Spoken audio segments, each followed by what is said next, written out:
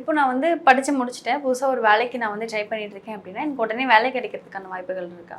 So இவங்களுக்கு வந்து உடனே வேலை கிடைக்கணும் அப்படின்னா, இவங்க அதுக்கான ப்ராப்பர் கைடன்ஸ் எடுக்கணும் அப்படின்னு இருக்குது. அதை சார்ந்த துறையில் இருக்கவங்க, இல்லை அவங்களுடைய ஃபேமிலியில் இருக்கவங்க, அவங்களுடைய சர்க்கிளில் இருக்கிற ஒரு நல்ல பொசிஷனில் இருக்கிற நபர், ஒரு ஆண் நபர், அவங்கக்கிட்ட ஒரு ப்ராப்பர் கைடன்ஸ் எடுத்தாங்கன்னா அவங்களுக்கு சீக்கிரமாக ஒரு வேலையை தக்க வச்சுக்க முடியும், ஒரு வேலையை அமைச்சிக்க முடியும். இப்போ என்னை சுற்றி இருக்கவங்க என்ன எந்த அளவுக்கு வந்து நம்மள வந்து கொண்டாடுவாங்க, இல்லை அப்படின்னா என்னை மதிக்க மாட்டாங்க அப்படிங்கிற மாதிரி விஷயங்கள் ஏதாவது இருக்கா? ஸோ மற்றவங்க வந்து எப்போவுமே இவங்களுக்கு ஒரு மன கஷ்டத்தை தான் கொடுத்துக்கிட்டு இருப்பாங்க. ஸோ அதனால் இவங்க ஃபோக்கஸ் பண்ண வேண்டாம் அப்படின்னு இருக்குது. அண்ட் யாரெல்லாம் இவங்களுக்கு கஷ்டத்தை கொடுக்குறாங்களோ அதையும் ஃபோக்கஸ் பண்ண வேண்டாம்னு இருக்குது.